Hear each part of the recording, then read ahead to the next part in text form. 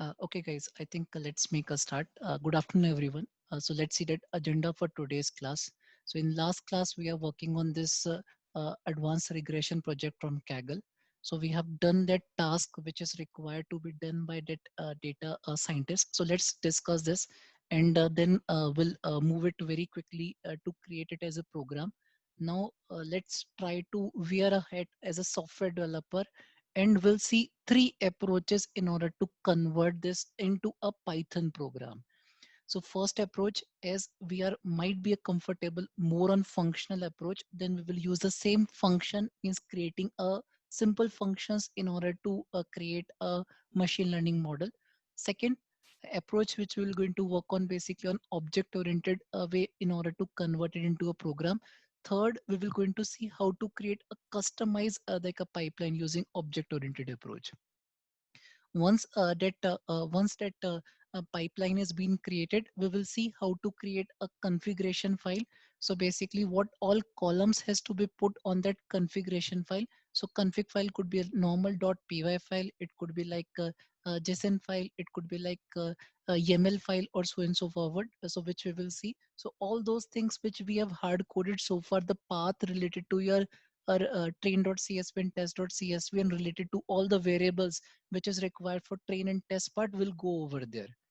Here we will learn how to create actual pipeline. So that's the only difficult part in that machine learning, how to create a customized pipeline.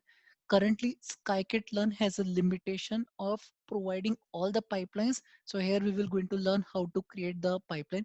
In today's meetup we have seen that number of pipelines which is being created by using sklearn, but scikit-learn has a certain limitation. But let's see how to create our own customized like a pipeline over there. Then we will going to learn how to create a versions, basically each and every as we normally do it in software development. We have like major release, we have minor release, so and so forth. We can use it release version part of there, we can control it versioning part over there. And same way as we do it in software development, we'll write that logger class basically to log all the events. Then we'll create this as a package in order to test out. We'll write some unit test cases in order to test out the basically the result. And then we will going to package this in the format of a WHL file. For creating this package, we will going to require a setup.py and manifest.in. So that's the major agenda.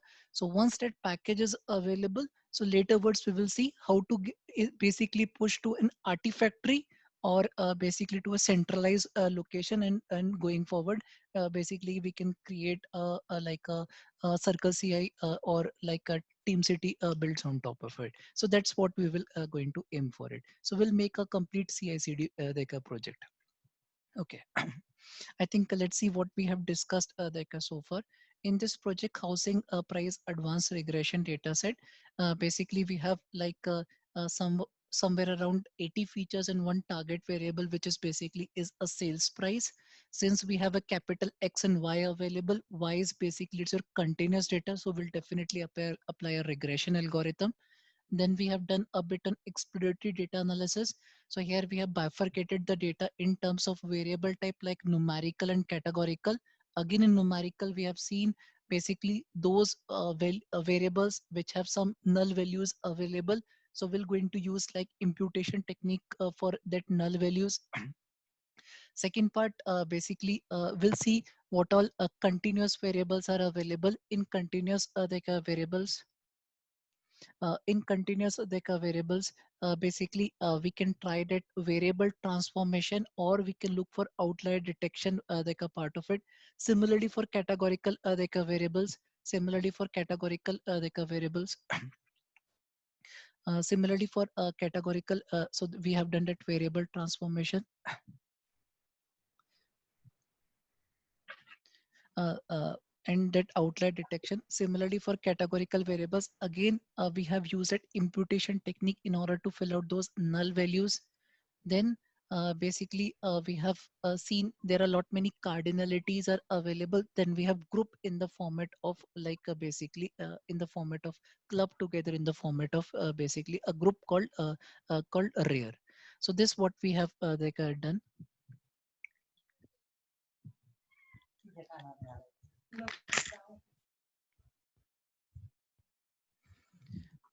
we have done a temporal variable analysis as well. Temporal variable analysis. So we have like year sold available. We have all 4 year features are available. So we have subtracted year sold with the rest of the three year features in order to calculate the time lapse from year sold for remaining 3 features over there. Okay. Last part which we have done, basically what all that features are available. We have done that feature scaling. Either we can use that basically standard scaler or min max scaler. Important part is this research environment notebook will help us to find what all features we have to do that particular like a task, what all features we have to do that particular task, and this is what we will going to hard code in basically in your configuration like a file. So let's see how to create a Python like a program for it. So there are two major tasks over here. Basically, first part is your we have to fit that model on your train data, and we have to predict going ahead for your testing data. So let's see how to create two different files, one for the training part, another one for your prediction like a part of it. Going ahead, basically real-time data can come from your test cases in order to test your prediction result, and you can send that JSON response or a dictionary response basically from your function. I think let's see how to do this part. Today's task it's available. So today's code is available under house price prediction.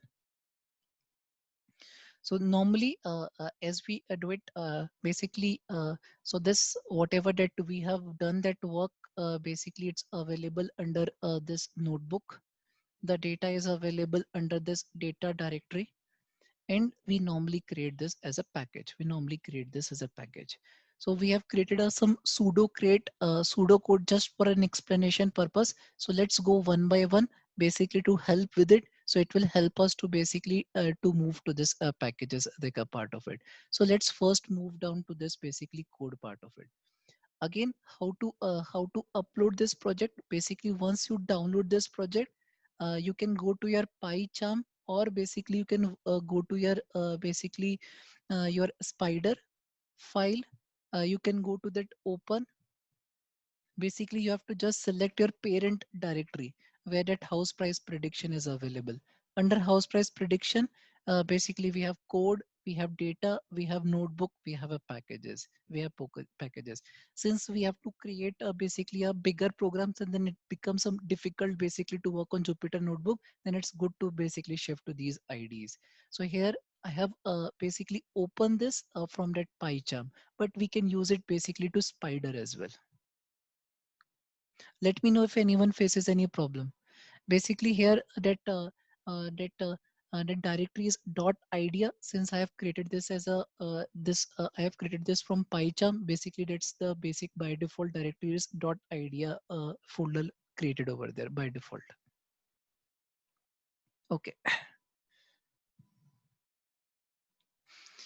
Let's discuss one by one what are the steps required. Again, this is just a demonstration part of it, but laterwards we will see how to actually work on this. But let's go step by step. First approach which I have seen normally is persons, those who are starting up creating this as a Python program, means transforming your basically your research environment work to a development environment. You can use a basic simple functions in order to create a train and a predict task. I think let's see how to do this part. So here all the things we have created a just dummy only for demonstration part, so it won't work. Just it will give you an idea how to basically write using that functions. Let's first explore that XML YAML file. So this is that configuration file which we have created. But this is not complete. Basically, later words, whenever we have worked on that actual work on that packages, so that's the complete part. It's just only for demonstration part of it to get ease along when we move to that actual project.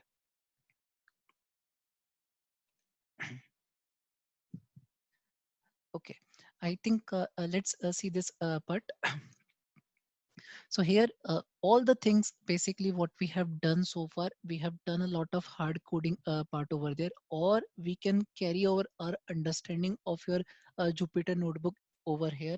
Say for an example, so paths to dataset, paths to dataset, wherever your dataset is available. So this is your path has been created, but it's a much better way available, which we will see in that actual code. But I have seen some guys using like this way: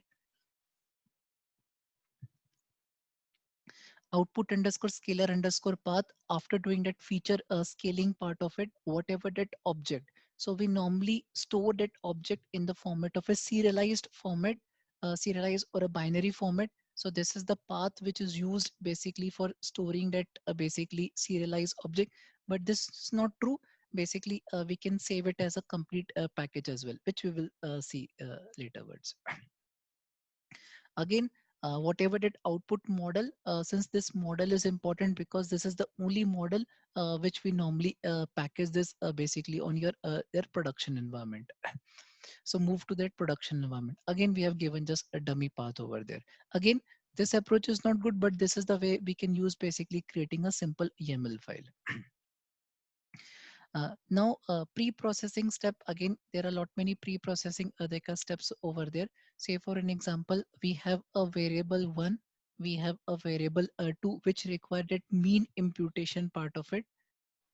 Uh,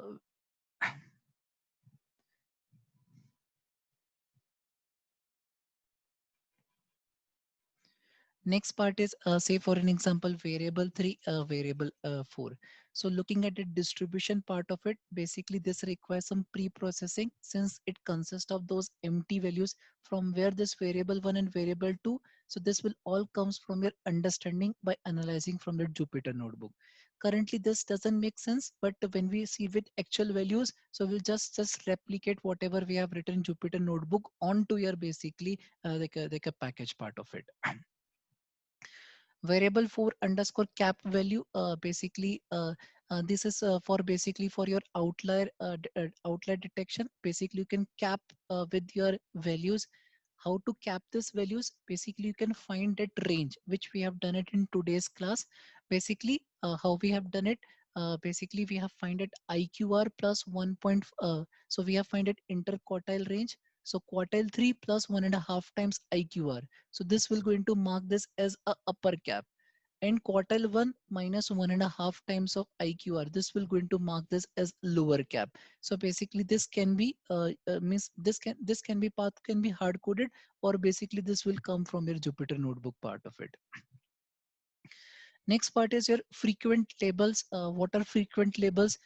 Basically, again, frequent one, frequent two, frequent three. Basically, say for an example, we have a categorical variables are available, and we want to impute with their mode values. So basically, we call those as the frequent labels. So here we have written a frequent one, frequent two, frequent three. After doing that all of the analysis over there, at the last we come up, say for an example, these many features are required after say for example feature selections. So this all features we have hard coded in this particular variable one, variable two, variable three, so and so forth, etc. Okay, so let's see how to create a simple program. First part is basically train.py file. Again, this is not as correct, but yeah, but let's give you a bit idea. So to start with, then we will going to use a more mature approach. Okay. So here, basically your train code will come over here. We have done test code, which is your prediction, the code, and we have written pre-processing underscore functions. Basically all your pre-processing means all your function parts will come over under this particular dot py file.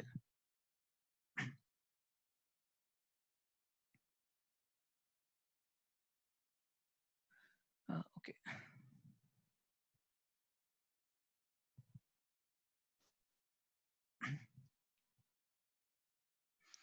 Okay, I think let's see this part. So how we have written import numpy as np, import pandas as pd.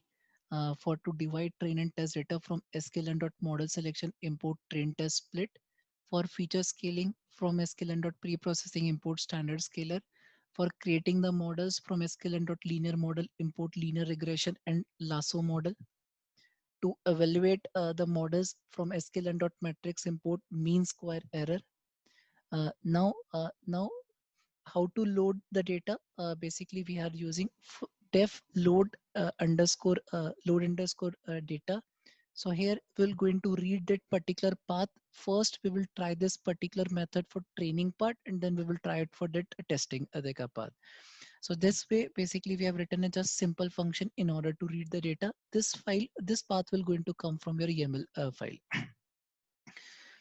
Divide train test. Here we have taken data frame. Here we have taken target, and we have written x train x test, y train y test, train test split this. Here it is returning x train x test, y train y test. So basically we have split that one cell of your Jupyter notebook into a one function. For numerical, remove numerical NA, basically we'll write a particular function. So basically df variable dot fill NA, whatever it value will come, basically this will going to use for filling out like mean values, median values, or arbitrary values. For categorical variables, basically we are filling it out by missing, or we can fill it out by mode as well. For outlier, basically this is how basically we are capping those outliers, capping those outlier. Wherever those variables are greater than cap, so we'll restrict this cap, otherwise that particular variable. So this is just giving you an example. We have written everything into a small functions. Now, next is skewed variables. So skewed variables. So this is your variable transformation part, because your regression model requires your data in the form of your normal or Gaussian distribution. Most of the time it's not there. So we today in the morning we have seen that number of techniques are available basically to convert basically a skewed data into a normal or a Gaussian distribution. Rare labels, again, say for an example, there is a one feature which consists of lot many elements available. So here we can group the number of elements, say for an example 5% of the elements in that particular feature into a rare category. So that's what we have written. After doing all of this, last step in your feature engineering part is basically is your feature scaling part of it. So here we have done standard scalar. Important part is see this part, scalar dot fit. So joblib dot save. So what is this joblib? Basically it will help out to save this binary object to this particular path. So what why we are saving this particular part? Because the same thing is required for your testing part as well. So there we will going to basically use it like a testing part, which we have written in basically in different file. Again, scale features, scale features. We are loading this part. So this works basically as a binary, and this we are basically loading this part.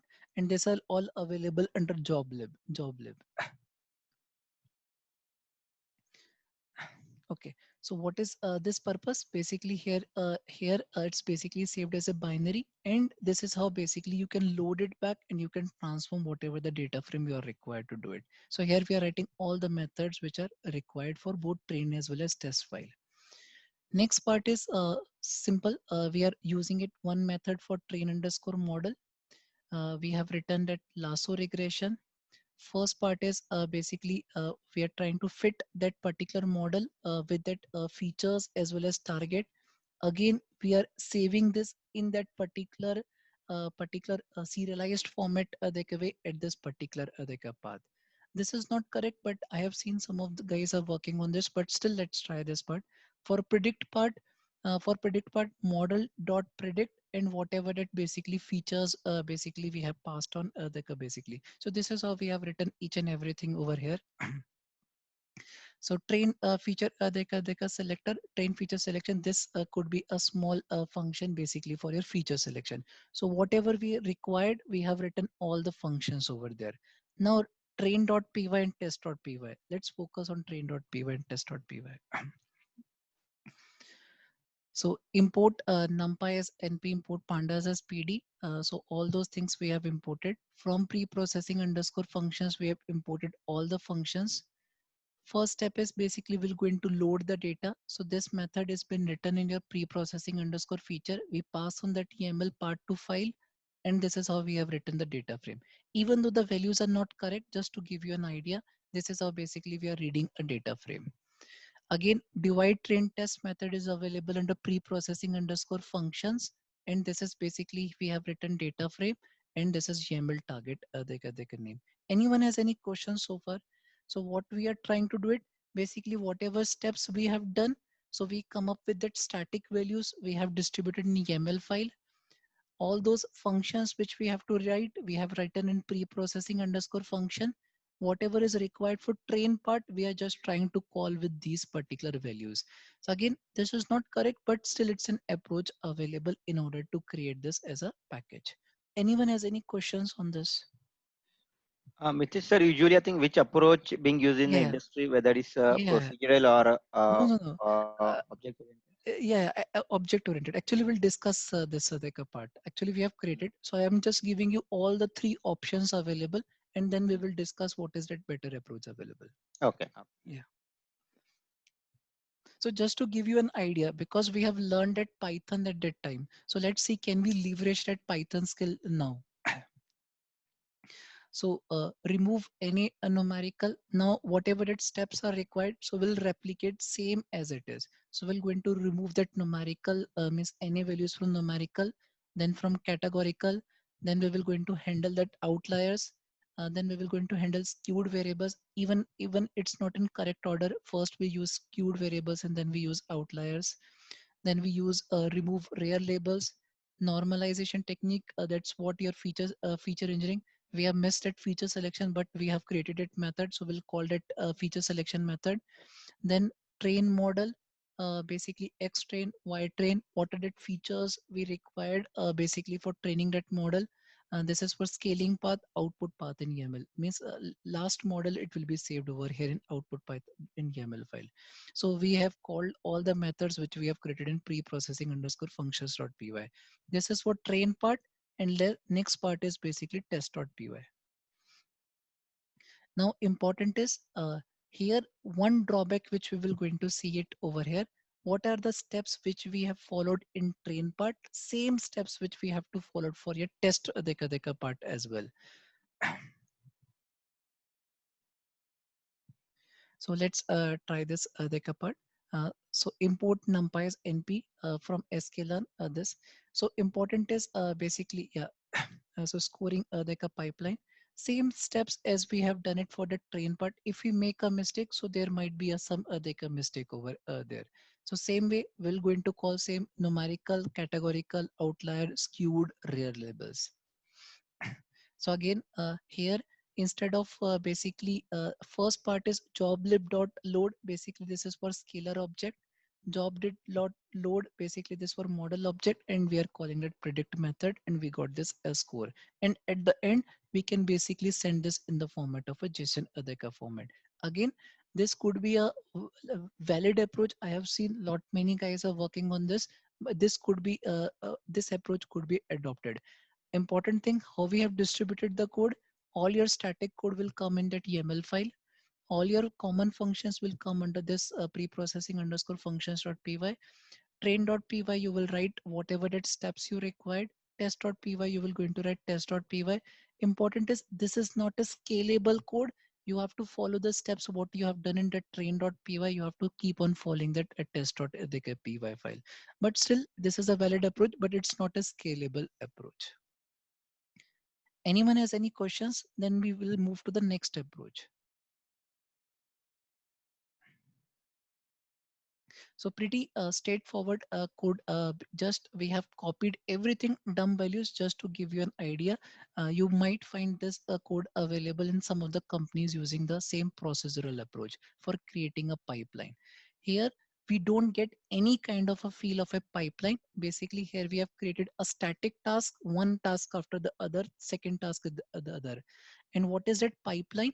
Basically the output of first task has been fed as an input to that second, and output of second is fed as an input to a third, so and so forth. So same way what we are doing, it's basically a serialized task, but that's not a company wide standard basically to create as a pipeline. Okay. Next part is basically, Nitish, one question. yeah, Zoeb, go ahead. By not this process not being scalable, what does you exactly mean by not being scalable?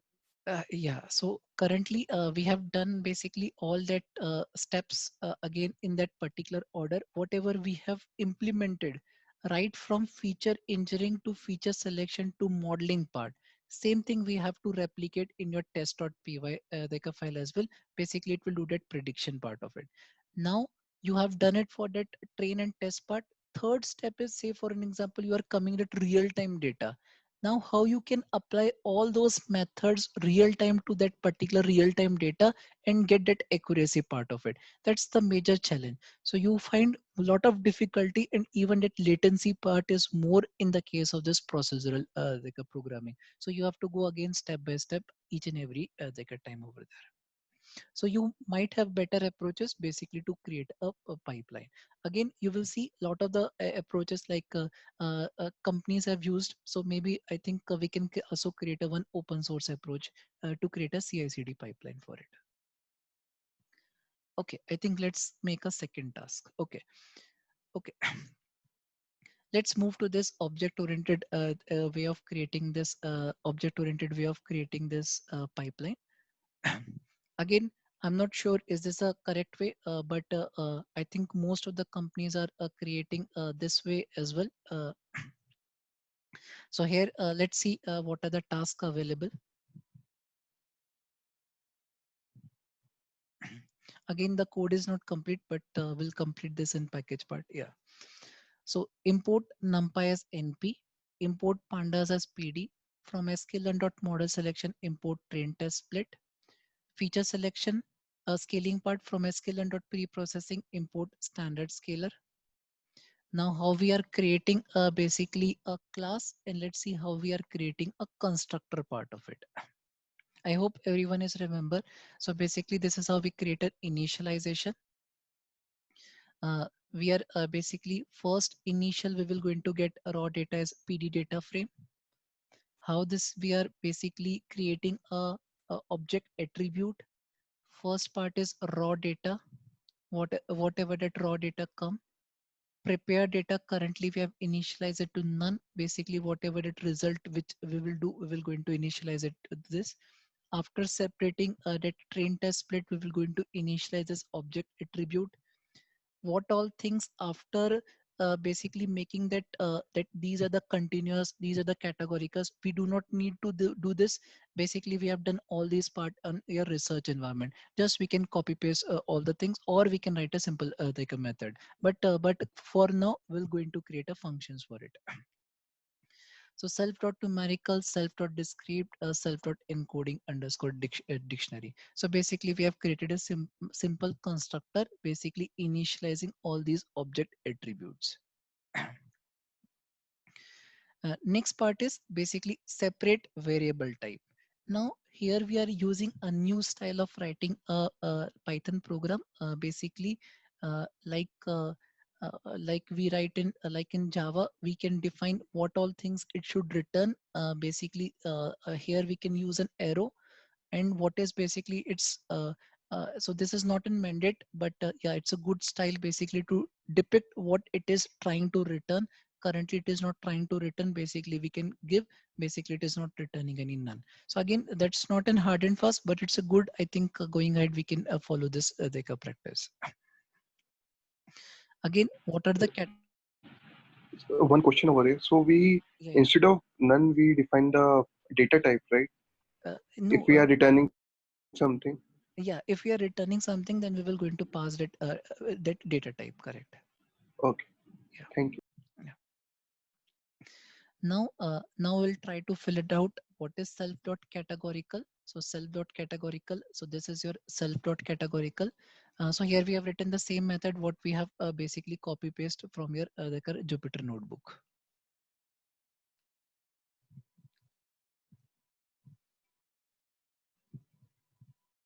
So whatever we have written over there, we can just copy paste the same list comprehension over there. Okay. So similarly, these are the basically categorical, and this is the numerical.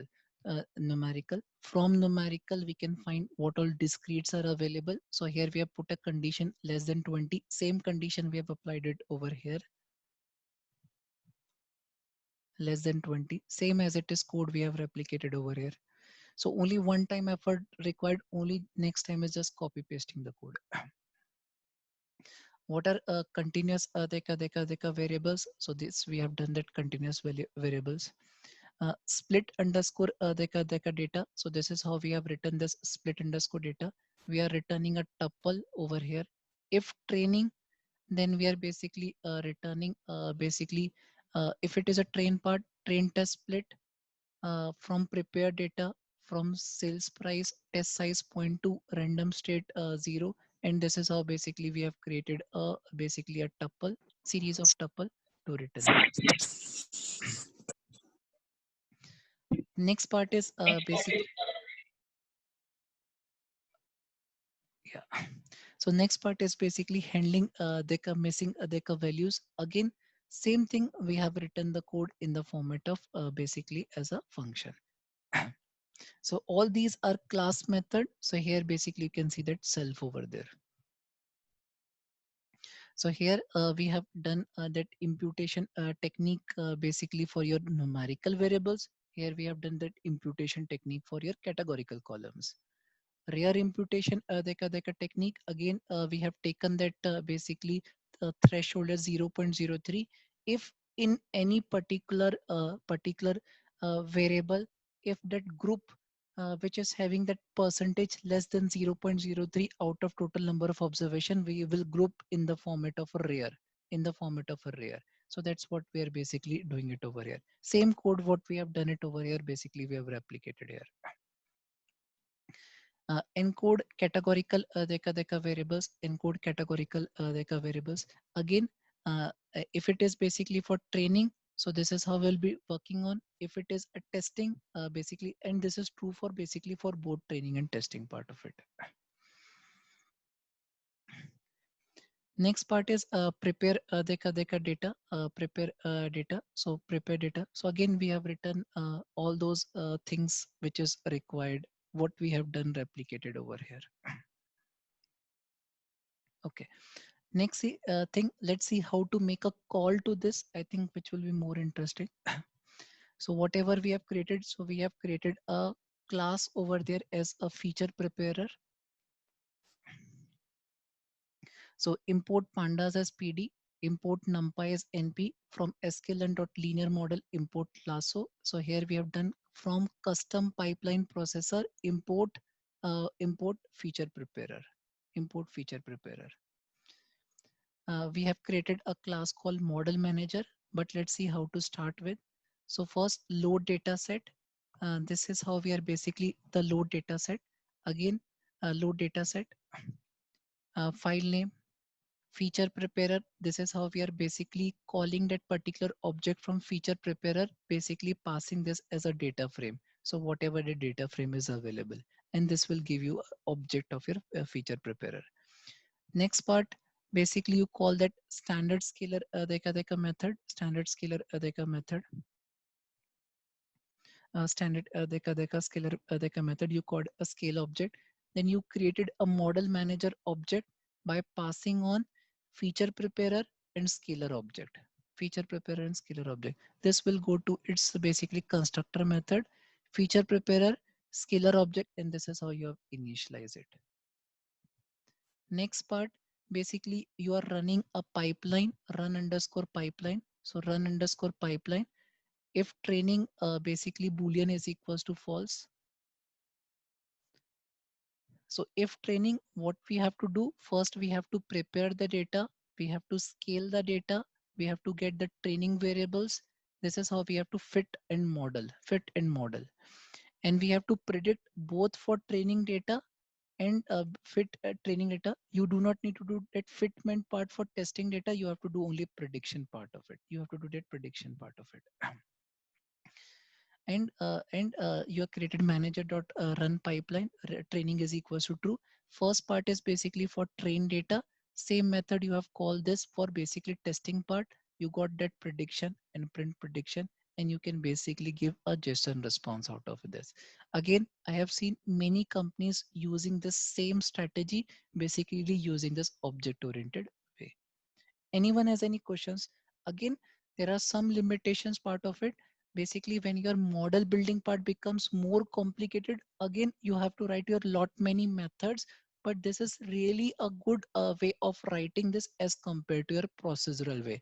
I have seen majorly companies working on basically using object oriented package part. Now, once this is done, basically they will going to package this like a project, package this project. Let's see the third way which normally companies, like say for an example Fractal Analytics, or say for an example Flipkart, so how they are using it. I think let's try that part. Okay, third approach is basically it's basically a scikit-learn pipeline. So how to create a customized scikit-learn pipeline. But let's see how to create a actual project. I hope this is visible. I think at that left pane. Okay. Okay. So how the structure is, basically I have kept the data over here. Notebook, what we have done it at research environment, basically I have kept it over here. Uh, I have created this as a package. It could be like a better name. Basically, I wanted to create a package of housing underscore model. Most of the times we have seen like import pandas. So pandas is basically as a package, but important is how to create that package. So that's what we are trying to basically create as a housing underscore model as a package over there. Okay.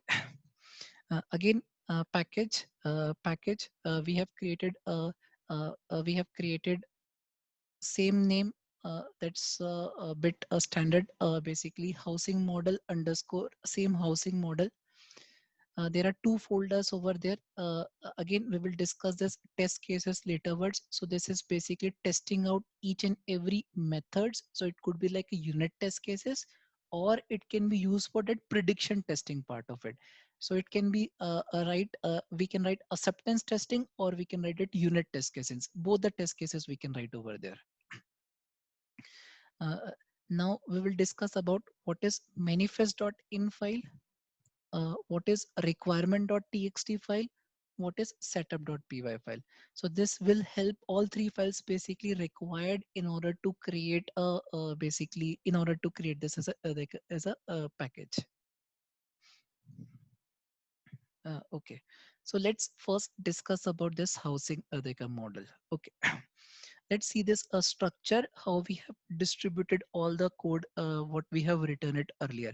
So this is the way I have seen basically in all the good companies, same way they are basically using the same structure for it. Okay. Yeah. So first, this config folder. So config folder. So what we have created again, housing underscore model. In order to create this package, so we normally create this as a dummy dunder init dunder.py file. We have created a version file, basically a version file to start with. Say for an example, currently it's on development mode. So anyone knows what's the standard used for basically versioning? Anyone, like first one stands for major, minor. Anyone follows any particular standard for versioning their code?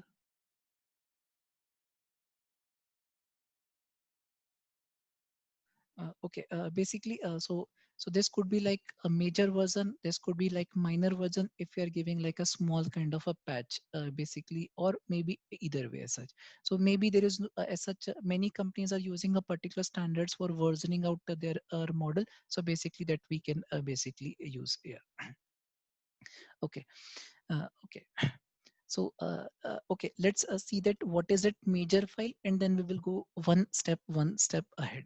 Okay, first file which is required is a train underscore pipeline.py file. And important is the same project which we are working on for housing data, uh, uh, housing data set for regression. The same we will going to replicate it for New York data set as well to get a expert experience of it. Yeah. Okay. Okay. So import numpy as np from sklearn learn dot model selection import train test split from housing underscore model import like a pipeline. So where it is this available? So this is available pipeline.py file. So this is the major which will see how to create a customized adeka pipeline. From housing underscore model dot processing dot data management import load underscore data set and save underscore pipeline. Let's see. So we have created a package, sub package. Underneath there is a one more sub package called processing. Underneath we have a data management.py file. So we have clubbed everything for data management.py file in a one particular file. I think let me walk you through that code. This import pandas as PD from sklearn.externals import joblib from external from sklearn.pipeline import pipeline. So what is the purpose of joblib? Basically to create a serialized adeka object. From housing underscore model dot config import config. So here all the configuration is available under this config folder. Let's see what all things are available. Just to give you an idea, may not be to work 100%, but will definitely give you an idea how to rearrange your code part of it. So this is config.py file. So let's see what we have written in that config.py file. I have seen in almost all of that Python packages available. Instead of writing that a configuration as a YAML file, they normally create it as a .py file. Let's see what all things are available. Import OS. In order to resolve that path, we are using pathlib. Import housing underscore model. Currently we haven't created this package, that's why it's giving you an error. But once that package is available, then that package would be with the same name, housing underscore model. That's what our purpose is. Basically we're going to deploy in that production environment. Import pandas as PD. That's the option, basically the number of rows and number of columns to display whenever we print out a data frame. How we are resolving this package root. Housing underscore model under file pathlib.path. Basically it will dot resolve dot parent. It will give you a basically a absolute path till housing underscore model. So this is a way, basically it will help you to resolve that absolute path and a relative path issues. So this line you will going to find in almost all of the Python packages available. Next part, next adeka part. Trained model directory. So where you wanted to keep your basically where you wanted to keep your basically trained model. So which we will see. So here we have created a train underscore model. Here we will going to keep our pickle file, basically our serialized model file. Dataset underscore dir, basically where the dataset is available. So this we are giving the dataset. If you notice, by using this package underscore root, we have avoided giving all those absolute and relative path. Basically it has resolved this as per your housing model, basically done under file. And it will definitely work if you're going to say, for an example, you wanted to run on that Mac environment or Windows. So you won't face any problem of that path separator, which we normally get it. Okay. Next part is data set. Testing data file is test.csv. Testing data.file train.csv file. What is target sales price? Important part. See the work which we have replicated on your Jupyter environment. So same thing we are just copy pasting over here. Sale price.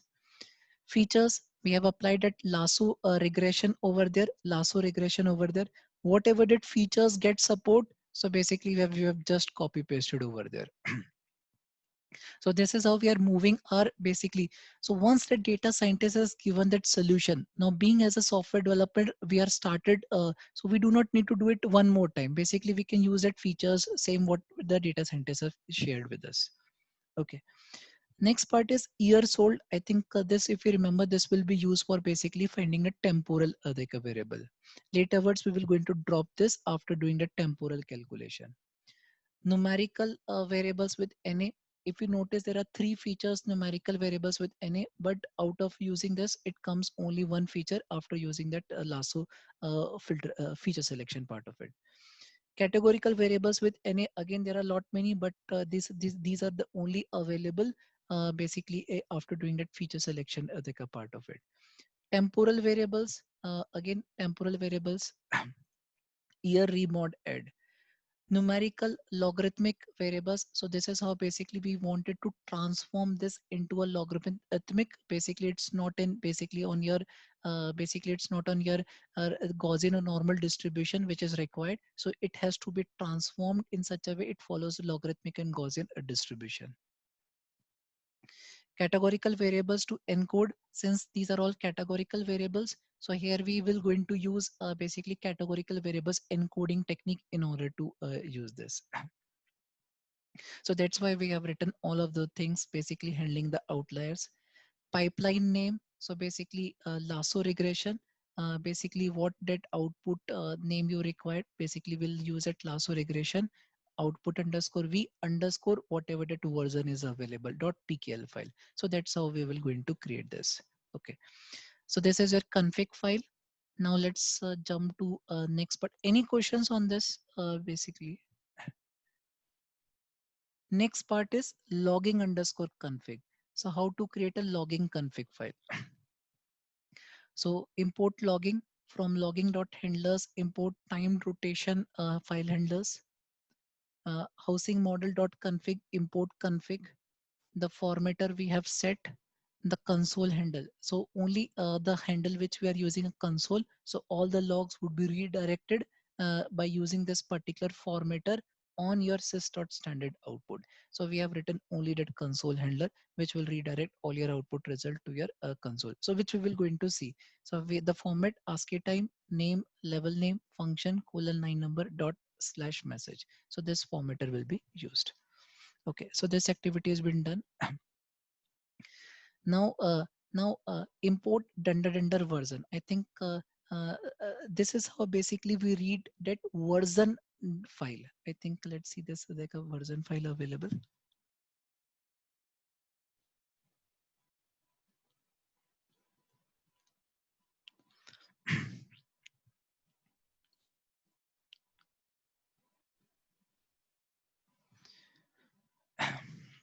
So far we haven't seen anything code written. Basically this is how basically we have written a dummy code in order to read that version deka file. Let's see, this is how we set that configuration configuration logging configuration and all the settings over here. So import logging, import OS, from housing model.config, import config, housing model.config, import logging config. We are setting that get logger name. We are setting this as a debug mode. This is basically you can jump to that info or that other modes available. So we have a different levels. We have a debug, we have an info, warning, critical, get console handle. So we have a logger.propagate. This is how basically we are reading that version dot file, which has a data like 0.001, and we are setting up this particular attribute dunder version dunder. That's a stat code is used if you wanted to basically push your package even to pip configuration available, pip environment available. Okay, so let's go to this. Okay, as dunder version. Import logging as import logging, import typing as ST. Basically this is a new standard which has come, basically which will help you to basically what you wanted to return, so logging dot get logger. Why we normally do it, basically this will have now the same get logger configuration configuration for each and every deka file. So here we have written a simple methods. Here we have written the method for load dataset pd.read.csv file. See this path config.dataset underscore dir. This is how we are reading that file name. Data is available, return data. How we are saving that pipeline, how we are saving the pipeline along with that version name. So we in that config, we have that variable pipeline save file, which we have written over there, dunder version, which is 0.01 .pkl file. where we wanted to save path. Again, that path is coming from that config with that particular Azure name. If you wanted to remove old pipeline, if you wanted to dump everything, you have written the code over here. Same way, we have written the code for load pipeline. See, important part is how we are basically returning part. See this pipeline way. What you wanted to return, you can basically mention this underscore none. Remove old pipeline. So basically when you execute one more time, basically it will going to remove that .pkl file which it's been created over here, Okay. Anyone has any questions, Dekha, so far? Basically, yeah. So what we have done basically initial settings, logging and versioning part. Yeah, Sunil sir, go ahead. So, Mitesh sir, is this what expectation from data scientist, or there would be some other one like who would take care of all those pipeline stuff? Yeah, actually, there is a development team which normally takes care for it. So once the task of a data scientist has been done, it's been given to a software developer, basically who writes this particular piece of a code. Okay. Yeah, as we discussed, basically, we now we are the hat as a like a software developer, and whatever we have done in that Jupyter notebook, and we are trying to create this in the form of a package. Mhm. Again, this is a pretty standard code. Again, if we're going to replicate one more time with a different project, the 101%, 90% the code remains the same. Only we require that understanding of that code part. Rest 99% the code will remain the same. Okay. Okay. So so here first part is train pipeline. So import logging. So we are written that logging.get logger name. In order to start the program, if dunder name equals to dunder main, run underscore training. So it started executing run underscore training. This method is not returning anything, so it's return none.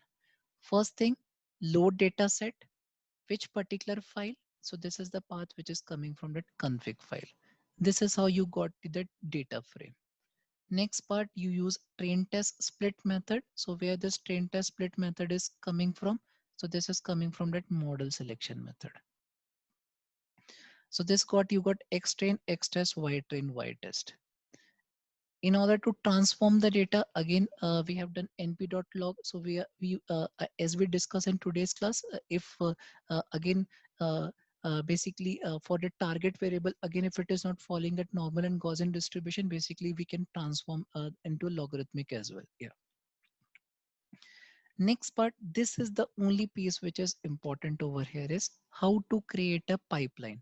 So whatever the steps we have done, basically we have to think of creating a pipeline. Everything is not available in scikit-learn, but let's see how to create a customized pipeline. So I will give you an example of 2 to 3 ways. Basically, you can rest all explore. Pretty standard code. It will be used for almost all of the same time, same task, same job, same code is being used. Okay. Now let's see how to create a pipeline. So we go to pipeline. Let's see where this particular file is available. So this is available pipeline. Underneath, we have written a pipeline object which is called price underscore pipe. So price underscore pipe. We call a dot fit method. We pass on X train and Y train. So let's see what all things are available under this pipeline. Let's see what is pipeline.py. Okay, so this is the only last piece of a code which is required to understand. Okay, from sklearn.linear model import lasso. So let's see what all things are available. So we have a min max scalar available. We have a pipeline available. List, we are fetching this from processing preprocessor features config. Okay. Okay, first task which we have to do it basically is categorical imputation and numerical imputation part of it. Again, in sklearn pipeline, there are not all pipelines are available, but let's see how to create a pipeline. This will give an exact idea how to create a customized scikit-learn pipeline. Okay, the name of the pipeline which we have written is categorical underscore imputer. We have used PP. So PP is available from preprocessor. Let's go to this preprocessor.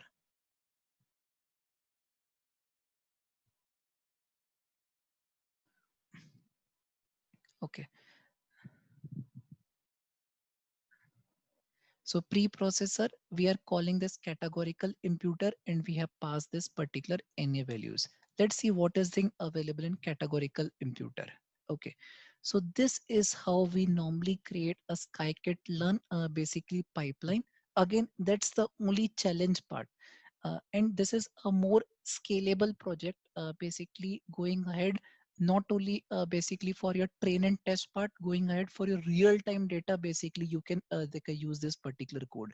Again, this categorical imputer code, since it's not available in scikit-learn, basically the same code is available everywhere whenever you wanted to do categorical imputation part. Let's see what all things, two methods, three methods it require. First, constructor. Second is a fit method, and second one and third one is a transform method.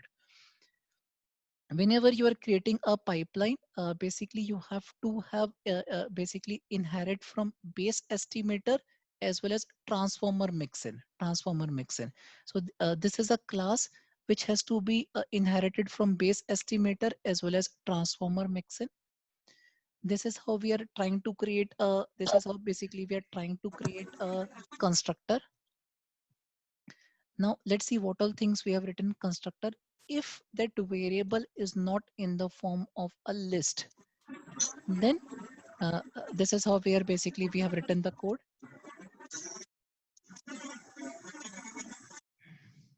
So this is how we have written the code. If not is instance, if it is not a list, we are trying to make it as a list because it requires in the list format.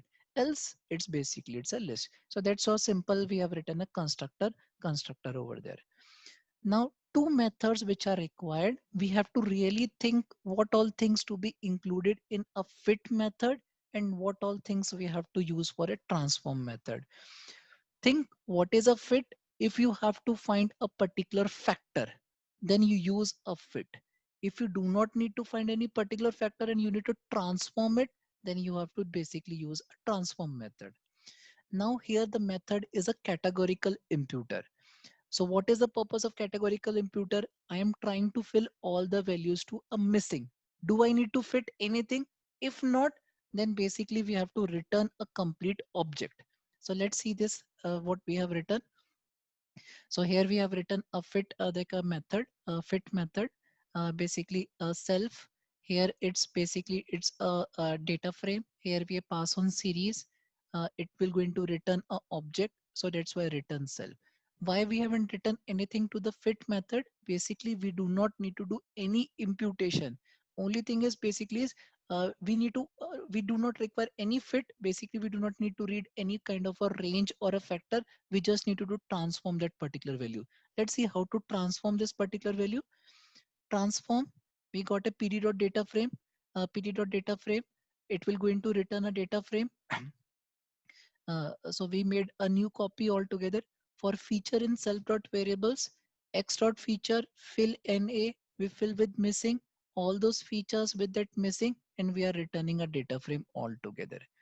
Now, what is the advantage of this?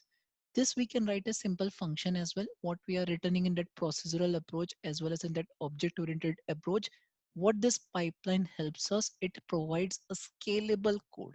And this is the most popular standard used by almost all of the companies in order to create a machine learning pipeline. It looks difficult, but this is a pretty standard code.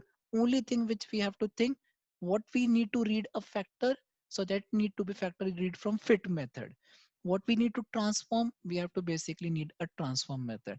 Same code we have created in the format of a class.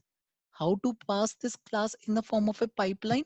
So pp.categorical imputer, I pass in a list. I think that's the directly is coming from that list, and we have given this as a categorical imputer as a name. Anyone has any questions on this? This is the only difficult part, because writing a pipeline in a machine learning models, that's the only challenging part. Rest doing it on Jupyter notebook, it's pretty straightforward. Anyone has any questions? Again, in pipeline, we have to be very conscious. The output of first will be fed as an input of next. So that's what is your pipeline strategy. Now, what is that output? You have transformed only the categorical. Now you have to work on that numerical part of it. So let's switch to that numerical imputer. This will give you an exact idea basically how to work for that numerical part of it. Again, do we need to learn any particular factor? So we have to really think of this. Basically, do we need to really need any particular factor? Again, code remains the same. Class numerical imputer. Basically, it has two classes basically which it has to inherit, base estimator and transformer mixin. Again, that's a pretty standard code. We have to write a constructor method, we have to write a fit method, and we have to write a transform method. In fit method, basically again, if it is not coming in the format of a list, basically we will going to convert in the list, otherwise it's a list. So basically we pass in the format of a list. Now two methods as we discussed, fit and transform. In fit method, now we have to really think. This is very important. Previously we have filled it with missing. Say for an example, now you have to fill with a mean value, or you have to fill with a median value, or you have to fill, say for an example, mode value. So now you have to read this basically from your fit method. So that's the factor will come from that fit method. So let's try that part.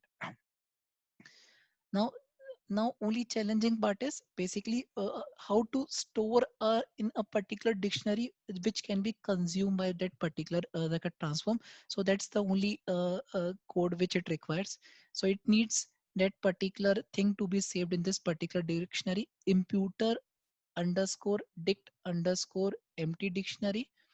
For feature in self dot variables, X feature, we find that mode, we find that particular value, we are saving in that particular feature for that particular dictionary. So in this dictionary, key value, key value, and we are returning basically a data frame altogether again. Now in transform part, basically for all the features, we got that particular mode factor. Now how to apply this, that's the only challenging part. Again, x dot copy for feature in self dot variables, x feature dot fill in a method. This is how we are extracting that particular value, and we are using in place is equals to true, return x. So that's the pretty standard code if we have to use mean imputation, mode imputation, or we have to use basically mean, median, and mode imputation for numerical variables. So how we have taken the use of fit, and how we have passed the value to a transform, and transform basically have done that transformation happen. So this is how we have created a customized pipeline. Anyone in any question on this? That's the only major step. You will find 99 companies, 98% companies, they're working on the same way. Okay. Okay. Next part, same way you can write for temporal variables. Temporal dekha variables. As we discussed, temporal variables, important is what is temporal variables, where you have to find a particular factor in your basically say for an example, if you're working on New York taxi fare, what are temporal variables? When you find a distance and directions part of it. I think let's see one more time. Temporal variable estimator, what all variables, and afterwards you wanted to drop that basically that particular feature, basically sale date of that particular house. Let's see the temporal variable estimator, it will give you an idea. Okay, temporal variable estimator, again we have written a constructor since we are passing in the format of a list, so it will go to that else part of it. Self dot reference variable, so that's the additional part which we have sent, that drop part, so which we wanted to drop this after doing that conversion part of it. Do we need to read anything? No. So we won't write anything on that fit method. So what is that transformation we have to do it? Basically that sale date minus, say for an example, year build, remodification date, or garage build, and we have saved in that particular feature return x, return x. I think just one thing I forget, basically to drop off that particular reference variable. Anyone has any questions on this? So this is how we have created temporal variable estimator, and this is the difficult part, just a simple Python code which will help you to achieve that particular task.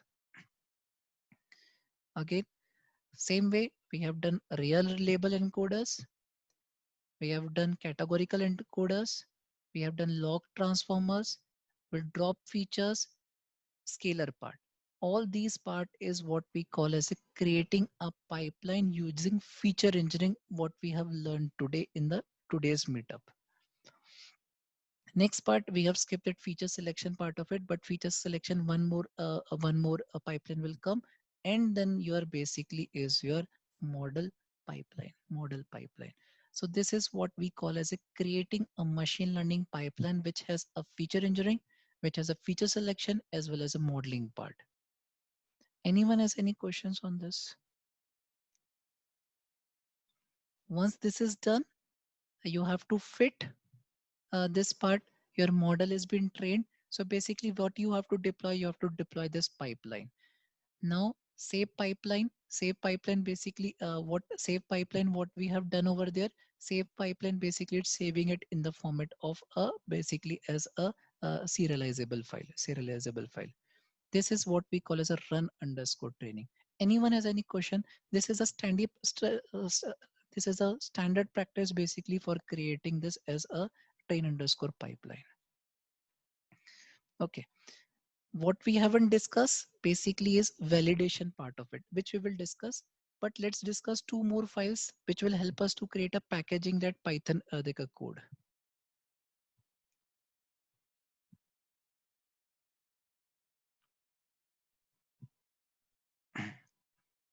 Okay. First file which we will discuss, requirement.txt file. So far, if you have noticed, we haven't worked on that basically on that creating that virtual environment. Most of the times we normally deploy this package on creating a virtual environment. So which we will going to learn how to create a virtual environment. Uh, in your basically what is this requirement.txt file? Say for an example, in your virtual environment which consists of only basic Python, it won't have any anaconda distribution, means having that TensorFlow, scikit-learn and other libraries are available. So you have to make sure what all things should be available over there. So this is how you basically keep on mention. Basically you require NumPy as you compiled last word. So I will see, so which we will see how to create this particular file. So there is a command called pip freeze, which will give you that particular output. So which we will see towards the end of it. So that's what we have done. Last NumPy version, which is available in my environment is 1.15.4. Scikit-learn on this, pandas on this. For packaging, we require the setup tools and wheels. And for writing the test cases, your PyTest version should be greater than equals to 4.6 and less than 5.00. So this is basically you can use a less than and greater than equal to sign. Anyone has any questions on this? So this thing you can think of basically we use like Maven. Basically you write pom.xml file. So you can think of like writing this requirement.txt in the same way. Anyone any question on this? Okay. Next part, So which file is calling first in this one? uh, can you come again? Which Python class is calling first from the starter? Setup.py file or in some other file? Yeah. We'll discuss basically how to start with. Yeah. Okay. So this is how we create a requirement.txt file. Now we'll discuss this manifest.in file. Manifest.in file. So what is this manifest.in file? Basically what all things you wanted to include, exclude. So you want .py file to be available, .txt file, .md for database, .cfg, .pickle file. You wanted to exclude something, say for an example, all the log files. You wanted to remove your object code done under PyCache directory. What all things you need to be included? Recursive include all the things which is available under housing model. Along with it, you want that package to have your data sets as well. You want it to be have a .pickle file as well, and you want it to be have as a version file as well. Along with you want requirements.txt file as well. So including that complete relative path and complete that relative path, we have created what all things we wanted to include and what all things we wanted to exclude part of it. So why it is important? When you package, what all things should go to your client? So this is basically what we are basically trying to mention over here. Anyone has any questions on this? Pickle file is your model serializable file.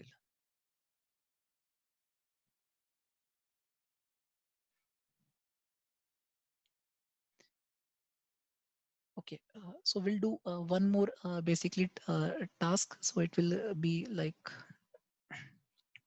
okay, last file which is important only is setup.py. Again, this is the major file. Basically, this will help you to create a like a wheel file. Basically, your package. This. Let's see what all things are available. Basically, these are very standard metadatas are available, and what all things it should be compatible with it. I think let's see this part.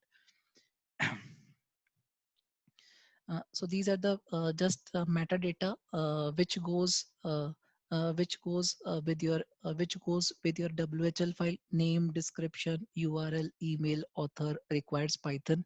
So your Python version should be greater than 3.6.0 in order to make it compile this particular WHL file. Now, this is important because here it will search for all these dependencies because your model name is housing underscore model. These are the dependencies which you have written in requirement.txt file. If it is not available, your model won't be compiled because these dependencies are not available. So this is checked over here at this part. Again, uh, most of the times we write that readme file as well. Again, it's a good practice basically to give how to execute, what all things are of your package, basically wanted to showcase, and what all methods are exposed. So we normally write that in that readme.md file. Again, this is your version file. Basically it will be so your package would be underscore version, so same file which we have used for versioning part of it.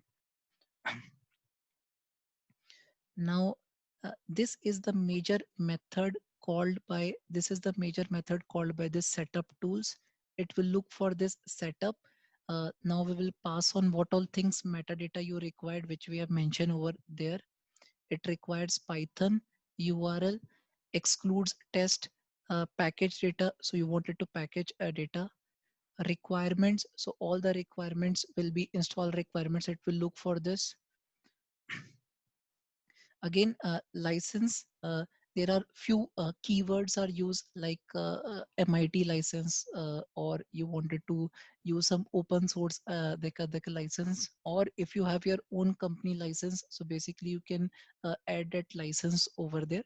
And what all basically if you mention, so these are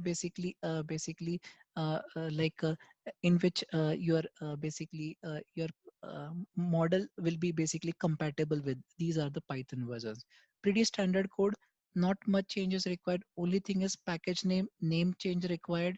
And major thing what it look for, basically your requirement.txt, if it is satisfied or not. Anyone has any questions on requirement.txt, manifest.in file, setup.py file? Okay. First and foremost part, let's try to learn how to create a virtual manager. Let's virtual environment. I think let's try. Yeah. So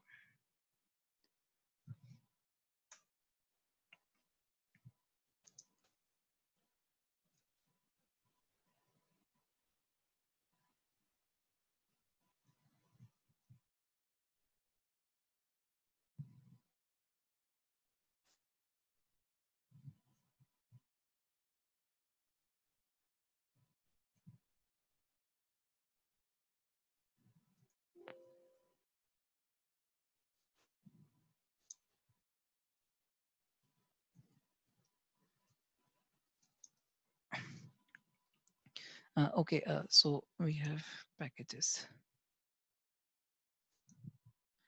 Okay. So let's see how to create a virtual environment. Currently in my machine, I have Anaconda distribution. I have everything installed. but when you are basically pushing it to that client environment, so maybe they do not have that Anaconda distribution installed. So basically they need to have that basic modules or basic packages which has to be there. Let's see how to fulfill that particular task. First, let's try to create a virtual environment. So in order to create a virtual environment, there are multiple ways. I am using pretty standard virtual environment my underscore environment. So this is the command basically used for creating that virtual environment. Python module name which we are using is venv. There are multiple ways I have seen, like virtual environment, many are there. And the name of the virtual environment which I wanted to create is my underscore env. So this will going to create a virtual environment containing only Python. Let's try this part. It might take some time.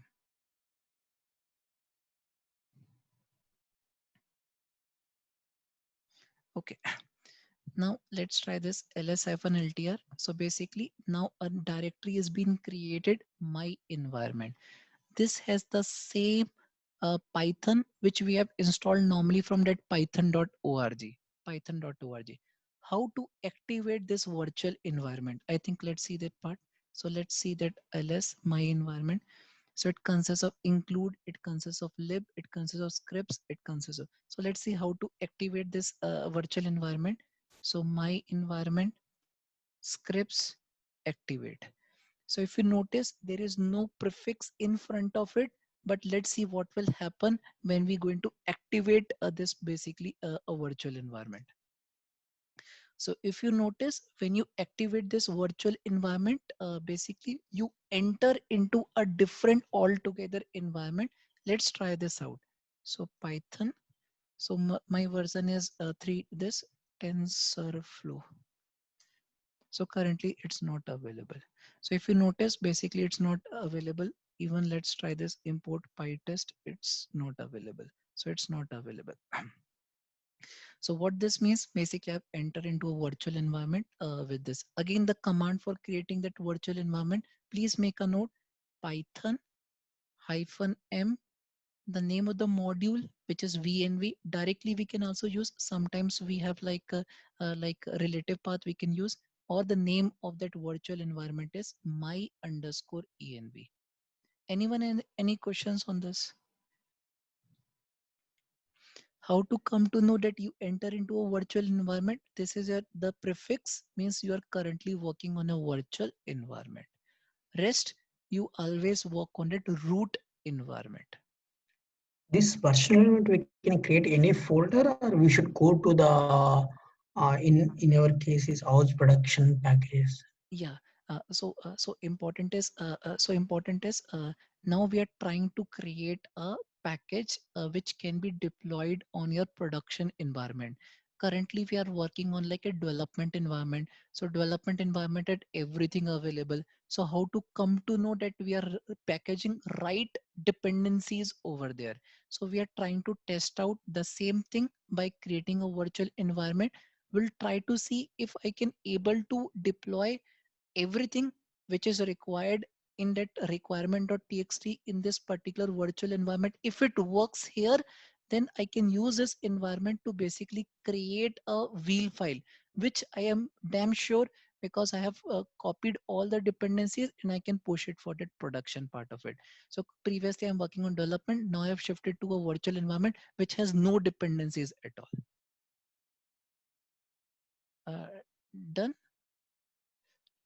Yeah, okay, understand. Because even I am also trying to create same thing in my machine. Just I created one folder.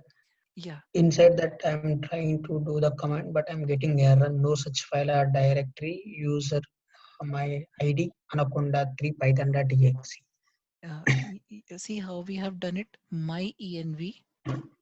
Yeah. Underneath there is a one directory available, scripts. Underneath we Okay. have done activate. Okay. Okay. Now first, whenever you come up in your virtual environment, you have to always look for requirement.txt file, because your base requirement has to fulfill. I think let's try this where it is available. So it's in housing model. So this is your requirement.txt. Please make an everyone make a note of this command: pip install -r requirements.txt. Pip space install. If you're installing that lot many dependencies, we use the option -r and the file where we have kept all the dependencies. So I will laterwards let you know how to create this particular requirement.txt file. Requirement.txt file. Anyone has any questions so far? Okay, let's try this part. Pip, everyone please make a bit note freeze command. Pip freeze. So when I use pip freeze, currently there is no dependencies installed. So I think let's install this dependencies. Pip install -r requirements.txt. It might take a bit time. So whatever we have written in that requirement.txt in that particular order. So numpy, setup.py, wheel file, your PyTest, all will be installed.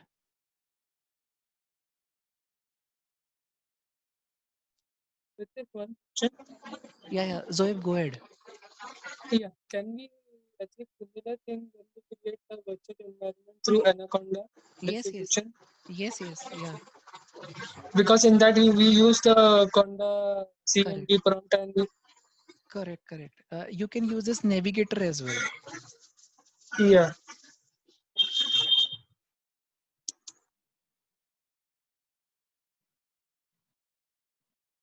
Even we have an option in that Conda as well. So I will give you all those steps there. Yeah. Okay. Yeah, see this the part. Zoeb, I think from that Anaconda navigator, we have a go Yeah. link for environments. Under the environment section. We have a create. Basically, you can create an environment name. Which Python version basically you wanted to create an environment. You can give your environment name and create, and your create. So this will going to create your all environments for it. And Okay. then whatever you wanted to install, basically you can install from giving that particular option as such. So install which all things you require, install. It will give you all that installation part. Okay. Now let's again try this pip freeze. See, this is the output which we normally copied. Say for an example, so in all your development environment, we normally work on that virtual environments. In virtual environment, because you want all those dependencies which are there on your current environment, you wanted to push this out. So currently, if you notice, basically, so these all dependencies got, these all dependencies are available. If I wanted to create a requirement.txt file, I normally create pip freeze redirect requirements.txt file. So this is how basically I normally create this dev.txt file.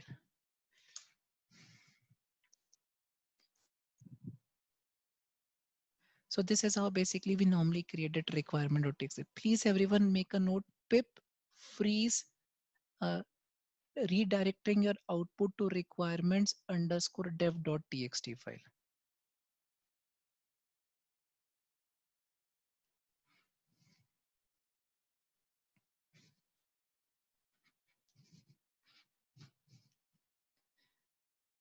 Okay, now let's see how let's see our structure and let's try to create a package.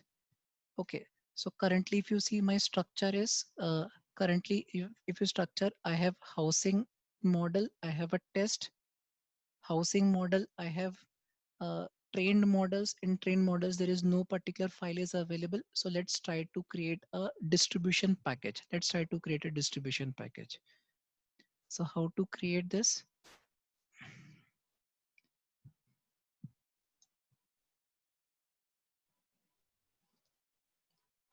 So we have this setup.py file available. So Python setup.py file. I forget the option.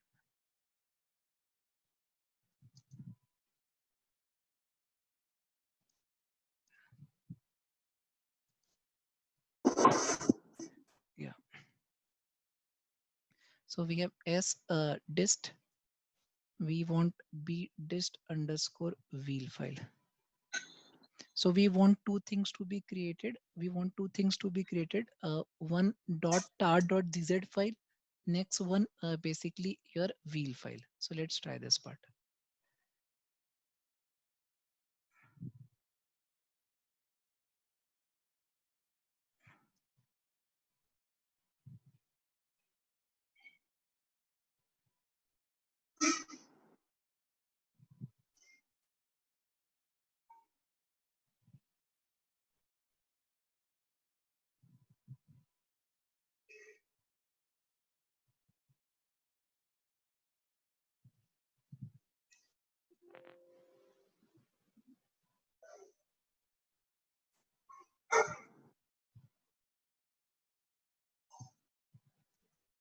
So we have done same.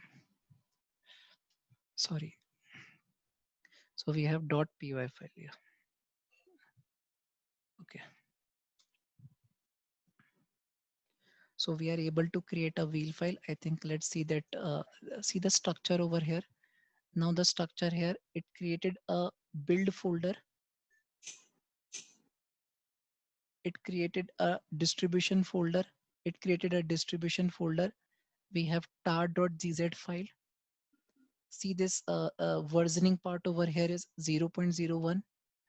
We have this, this is how it's, whatever that configuration we have given in that setup.py file.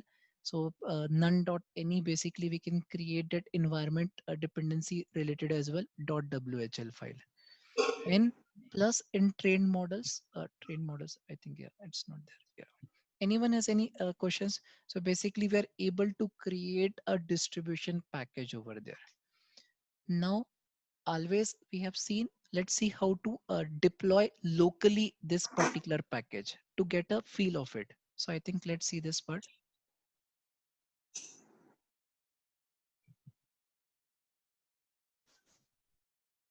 So we have Python install -e housing underscore model. Sorry.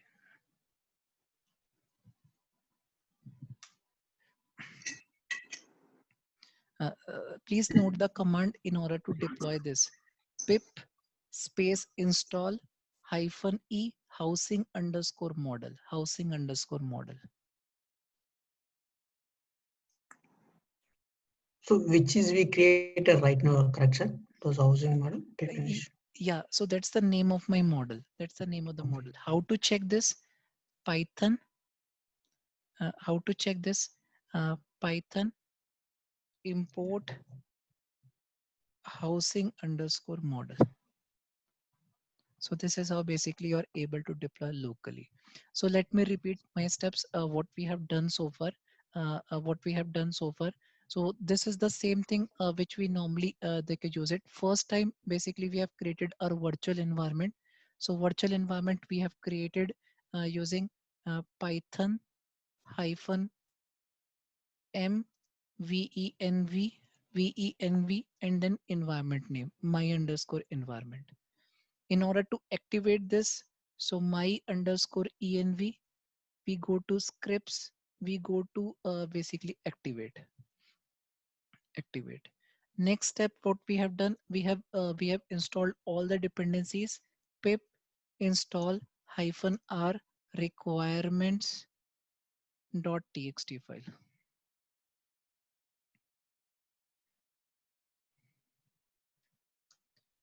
Fourth thing, basically after installing this, basically we have created this as a package. So Python setup.py sdist and bdist.wheel. After creating this, I have installed locally pip install -e housing underscore model.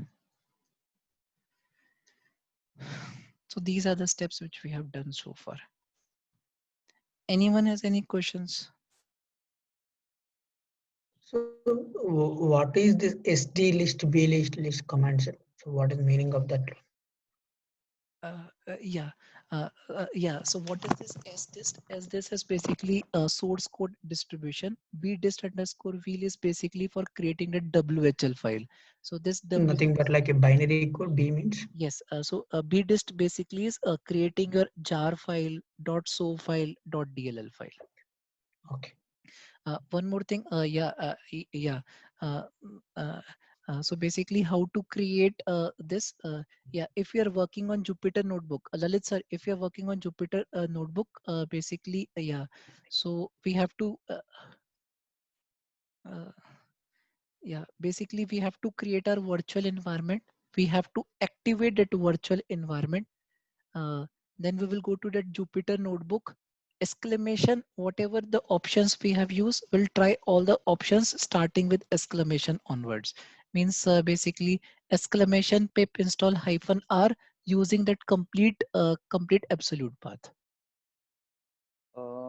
Mitesh, I am asking that these requirement names in the command prompt we are taking from the requirement dot text file. So I'm Correct, asking how to obtain these names like the Python version this, correct. NumPy version Yeah, this. So yeah. how can we obtain all these names in a Using notebook? not through notebook. Yeah, basically you can use a command. Let's try this part. So how we will use it?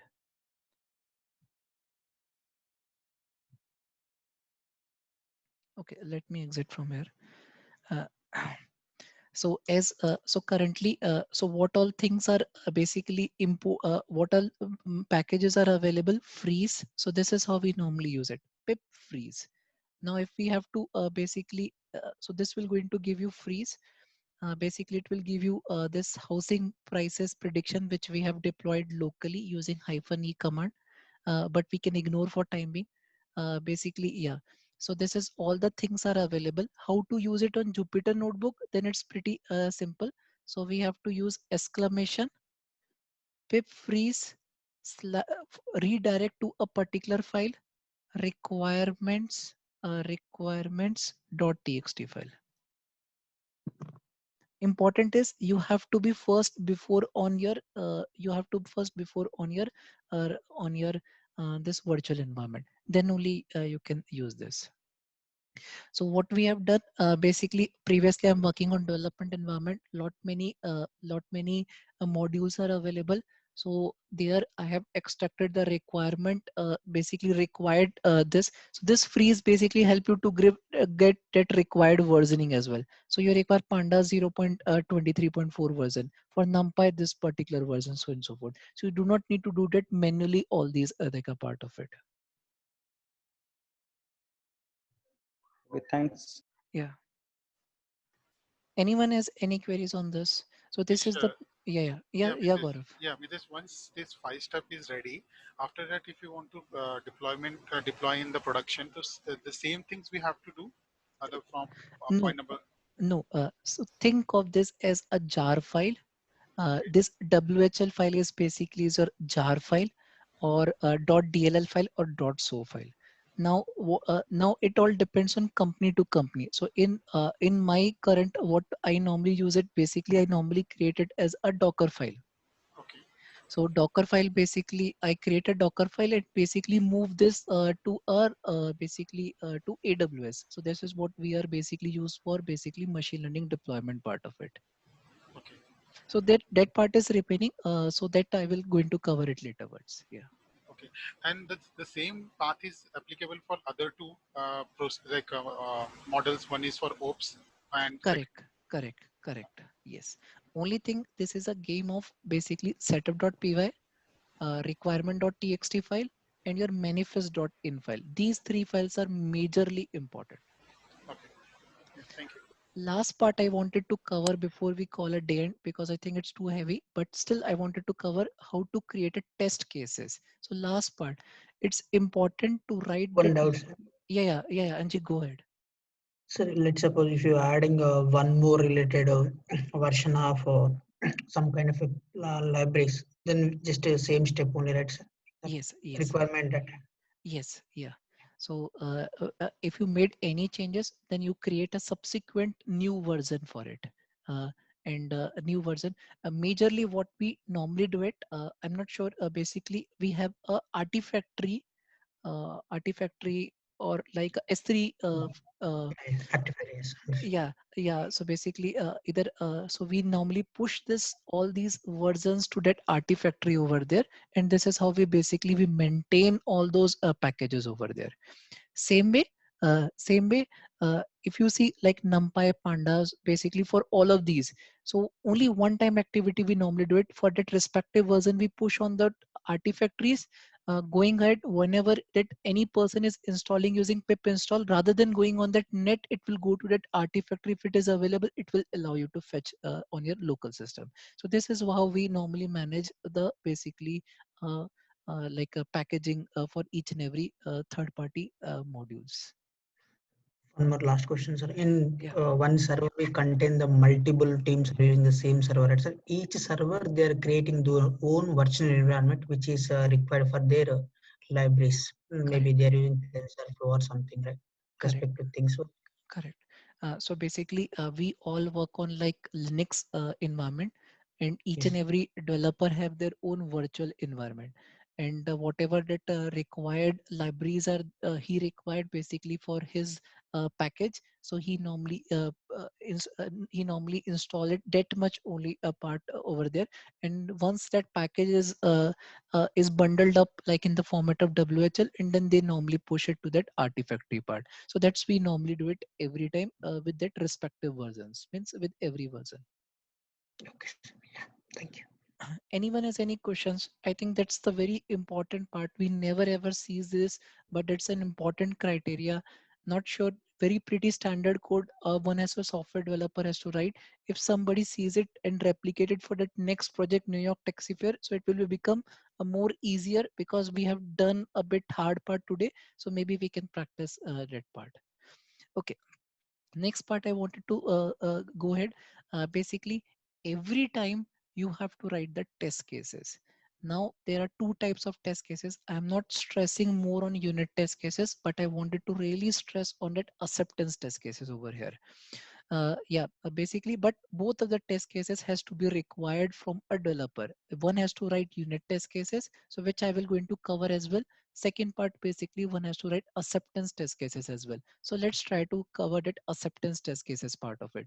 One thing we are tying it basically for testing part. Next time whenever we do it, we will do it using REST API based. Okay. Anyone has any questions before we jump to next part?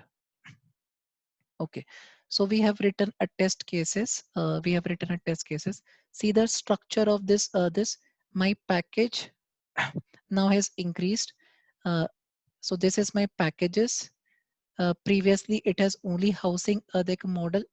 Just ignore this my environment. I have created a virtual environment.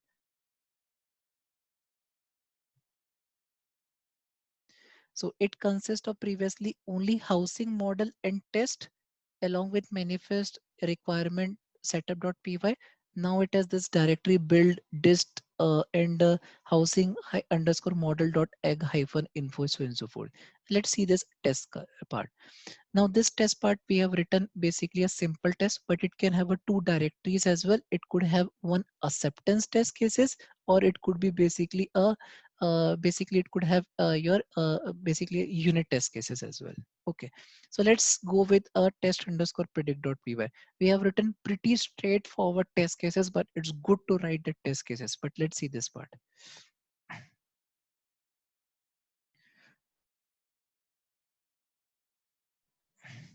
Okay, okay. Now there are multiple ways to write the test cases, but I haven't. But I, since I'm not sure, basically, like. Next, whenever we work, we basically work on using that either using that using PyTest or unit test. Here we haven't written anything specific. Here we have just tried out with using assert. Here we have just tried out using assert. So just assert true or false. So here we are just checking that assert true and false. Again, we haven't used any particular frameworks, just a simple test cases to go with it. But this is what we basically use in PyTest structure. So this can be considered as a PyTest framework structure, but I will execute either using PyTest or a unit test framework. Okay. Now, what all things are required? Import math. I required load dataset. Load dataset basically used for test.csv file. And there is a one more file called make prediction. I think let's see this make prediction part of it. Under predict,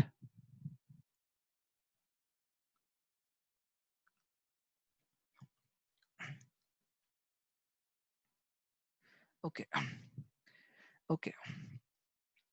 Again, a bit challenging, but let's see this part. Import numpy as np. So this is how we are loading the pipeline. Config. I have done a bit of validation check. What is this validation check? It's always good to do a validation check because you will going to do a pipeline before, but sometimes because of pipeline there might come some because this is the real time data, there might be some null values comes over there and machine learning model doesn't work. So basically you can write that validate underscore input if it consists any times after that pipeline any empty values or null values, so and so forth, or any check which you want it to be. Yeah. Import logging, import typing as t, basically to log the events. This is how basically this is the name of the this is the name of your pickle file. Config dot version dot pickle file. Load underscore pipeline, we are loading that particular pipeline under this price underscore pipe. So what is major basically is this pick a pipeline which we have created, which is what is in the format of the serializable data file, which is .pkl, what we call it in Python. Okay, here we have a very simple method written, make prediction. First thing what we have to do, we have to read the data. So basically pd.data frame, pd.data frame input data. So input data, data. Validate input. So this is a very good step. Let's see what it is a validate underscore input we have written.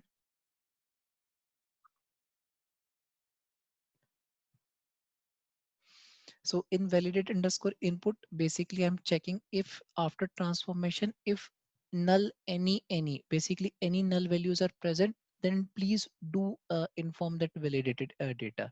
So here you can do that exception handling part over there, exception handling part over there. Yeah.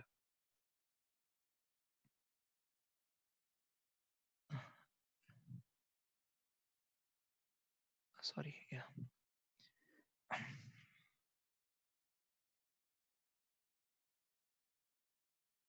So here we have validation.py.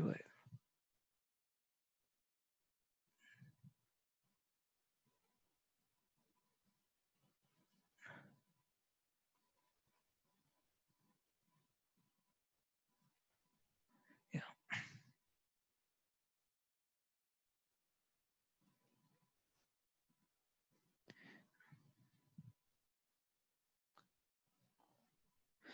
Okay, so we have done that validated data. Here, if anything, basically we can do that validation part of there.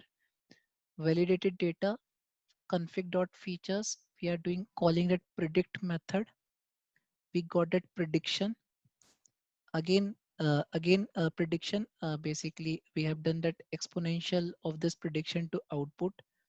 We are converting it into a basically in the format of a dictionary prediction output with this particular version results. Why we are saving it with this particular version? If we have to compare one version result with another version, so this is what we call as a versioning comparison.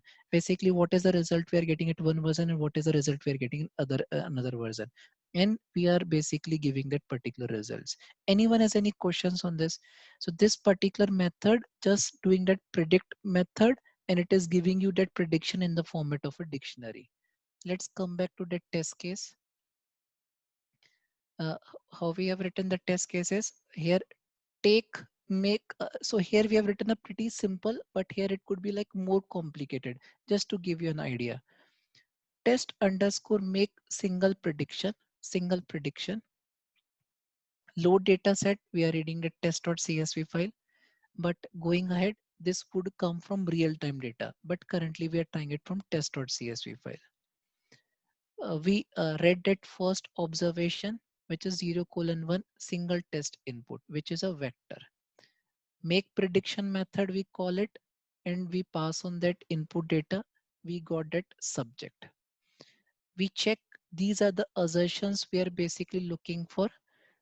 Subject means your data should not be none.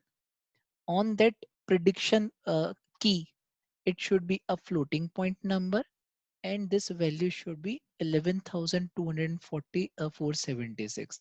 All things we have quoted into assert. Currently this is not given when then format, but we have a PyTest BDD framework. We can put this in a given when then format. Basically here we have tested for only first observation. Why we have taken this? Basically in real time you will going to get a 1-1 data. So basically you are expecting something out of it. So basically what your expectation is, basically you can do that validation part of it. Next, just for the small case we have written, test make multiple prediction. Again, we have load the complete data set, uh, original data length, which is like test data, multiple test input, which is your test data, basically test data. Now we are passing that complete deka file to this make prediction method, and you will going to get all those vectors over there. What are that assert you are looking for? Again, if you do not have that earlier vector available, so you can do that simple calculation. It should not be null, or there it would be total. It should be 1451. That should be the length of this. Again, assert, we expect some rows to be filter out, basically yeah. So again, if to be filter out, basically that values should be empty over there, yeah. So that's what we have written, a small assert condition. Again, currently is not following given when then condition, but it could be a PyTest BDT framework as well. So we have written a pretty simple test cases, but just let's see how to execute these test cases. This is available under your this is available in the test directory. So let's see how to execute this. I think that's the last part which we will see. I think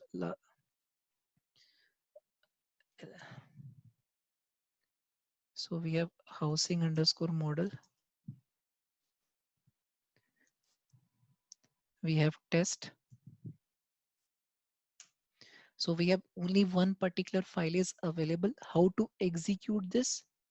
Python -m your test runner. So I will use pytest dot, it will going to take all those file -v verbosely.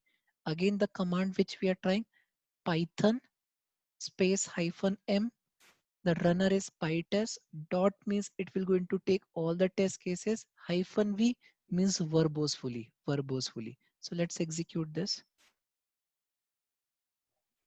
So what is M, sir? M is any command for the PyTest input? Actually, so what happens, basically there are two ways. Either we can use like this, or we can directly use pytest. So most of the times, if that it is not on your, basically on your path variable, then it might give you an error.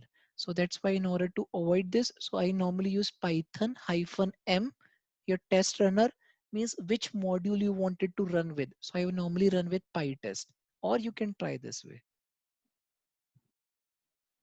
Okay. Yeah, hyphen verbosely.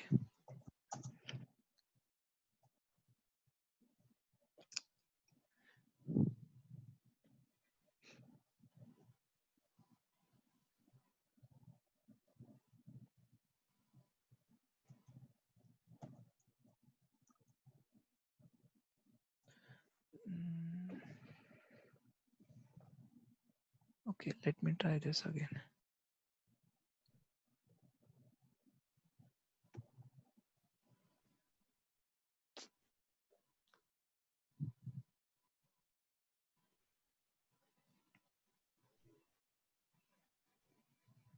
Okay, basically what happens, while we have created this, it's not able to find out .pickle file.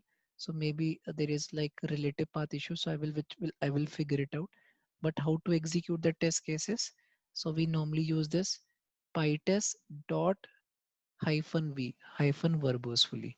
So this might give you an idea basically how to write a small acceptance test case. In this, every time we have to write this acceptance test cases in order to basically push your code to your production environment. So this is a small demo. Basically here, what all things are remaining? Basically writing as a REST API. So this we will going to do it using Flask, creating a Docker file using basically Docker and Kubernetes, and then we will going to push it to AWS, any of the services available as such. Anyone has any questions with today's class?